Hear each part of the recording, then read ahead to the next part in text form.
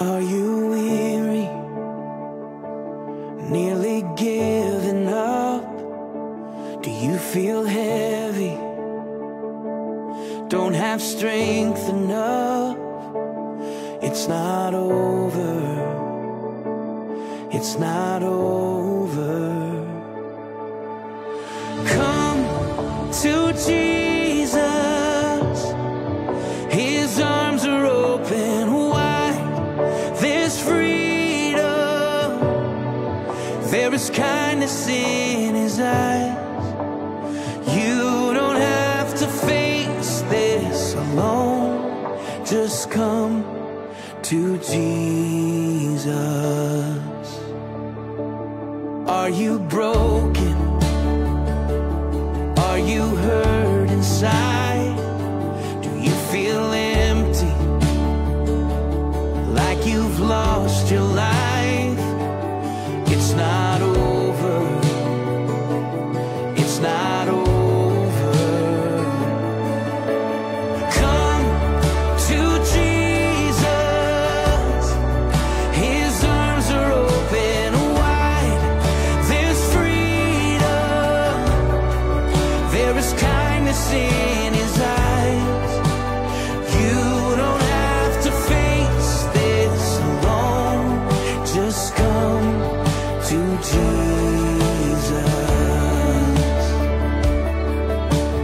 All the weak and wandering, all the lost and left behind, every daughter, every son, just come, just come. Saints and sinners, rich or poor, find the peace you're searching for. Come and lay your burdens down. Just come, just come. All the weak and wandering, all the lost and left behind, every daughter, every son, just come, just come. Saints and sinners, rich or poor, find the peace you're searching for. Come and lay your burdens down. Just come, just come. Come to Jesus, His arms are open wide. There's freedom.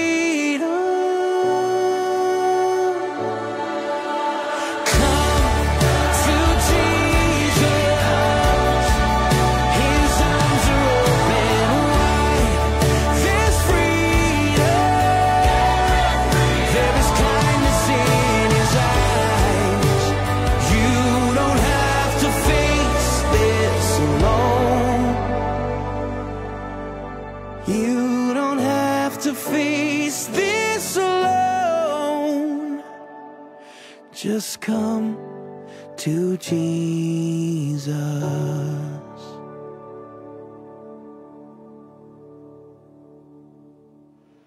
Isang mapagpalang umaga po muli sa ating lahat, mga kapatid sa Panginoon.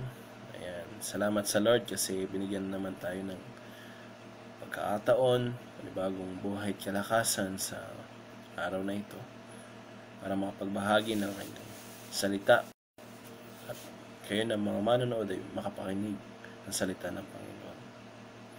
Tayo po ay magsimula sa isang panalangin. Panginoon, marami pong salamat sa umagang ito na ibinigay mo sa amin. Kabagan mo kami sa lahat ng mga pagkukulang sa iyo, O Diyos. Pangunahan mo po kami sa aming pag-aaral ng iyong salita. Maunawaan namin ang mga sinasabi mo, Panginoon. Buksan mo aming puso at isipan na maunawaan ang iyong mga salita, O Diyos. Pinupuri ka namin, dinadakila at sinasamba. Ito po kami samat panalangin. Ang lahat po ay magsabi ng Amen. Ayan. So, muli po, salamat sa Panginoon sa buhay ng mga bawat isa na nakikinig. So, ang ating pong pag-aaralan sa umagang ito ay ang Exodus 6, chapter 6, verses 1 to 30. Ayan.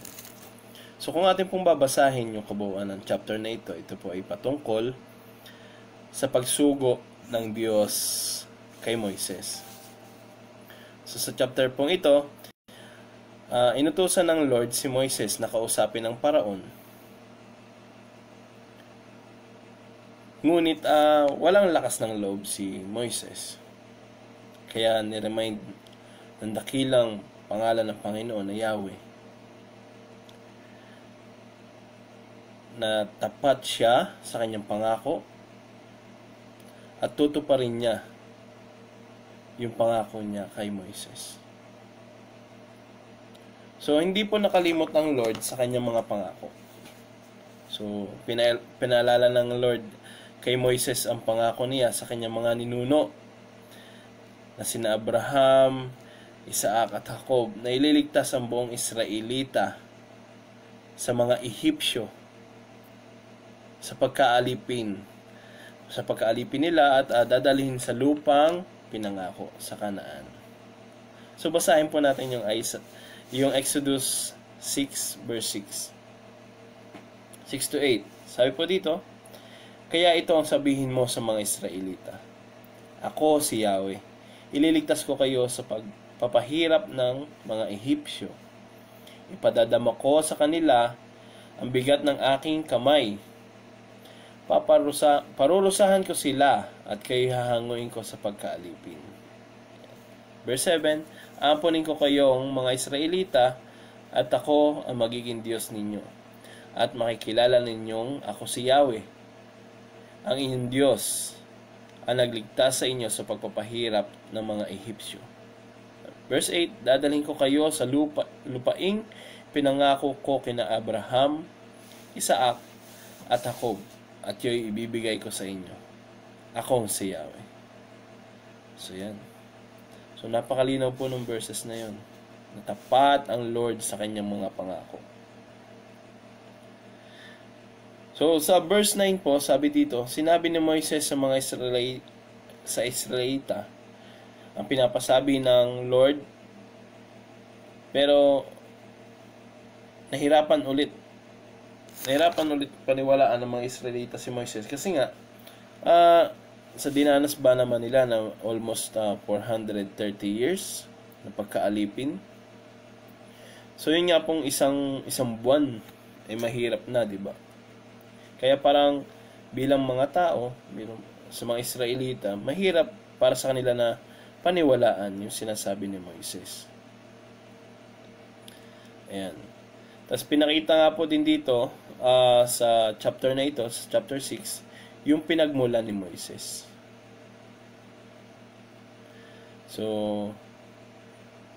yung history ng lahi ni Moises at ni Aaron, makikita po natin dito na legit na galing sila sa lahi ni Abraham. At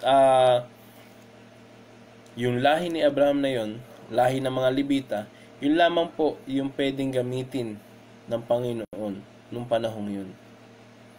Galing lamang sa angkan ni Aaron ang pwedeng maging saserdote. Then yung the rest po ng mga Levita ay mga assist. So sa madalit sabi po, yung mga Levita lamang ang pwedeng magkaroon ng mga tinatawag nating gawain para sa Panginoon noong unang panahon.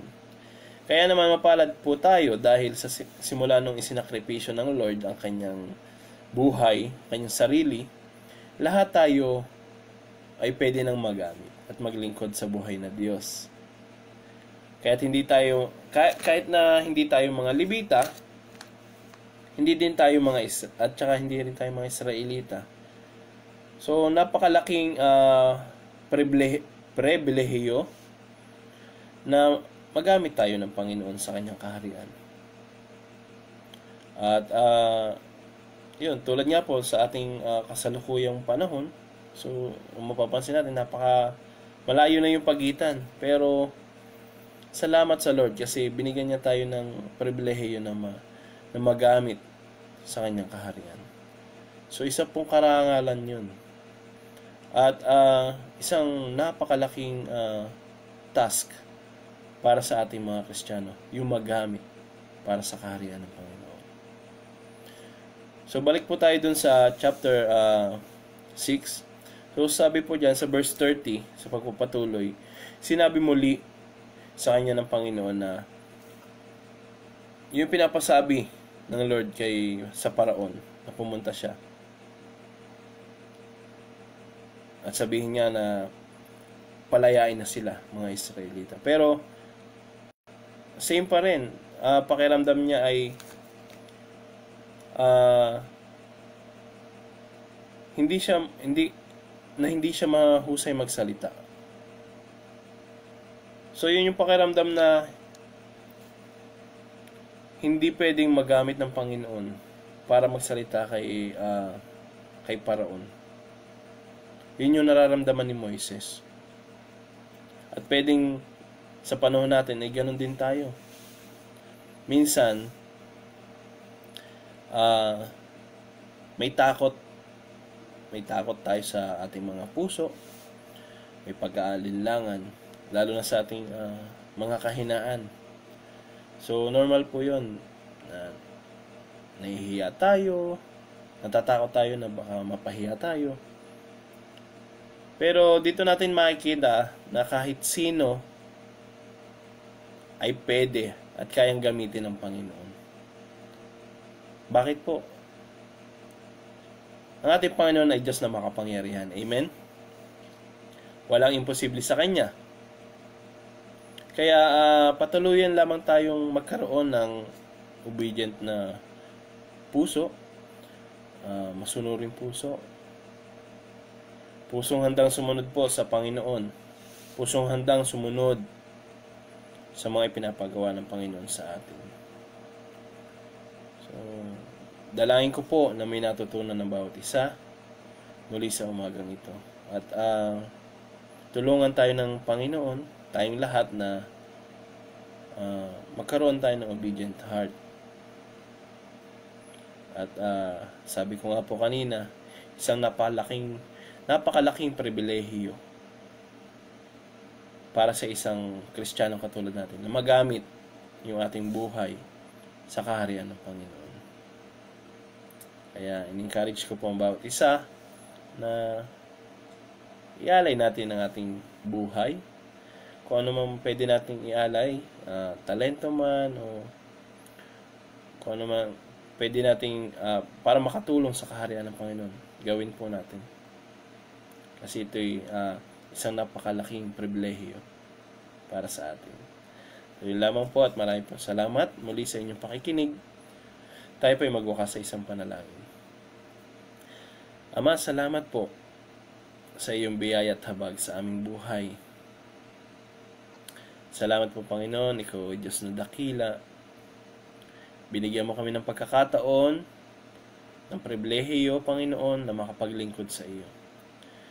Salamat po, O Diyos, na Ikaw ay napakabuti at kinakahabagan mo ang bawat isa sa amin. Tapat kang Diyos sa iyong mga pangako, O Diyos, at pinanghahawakan namin ito.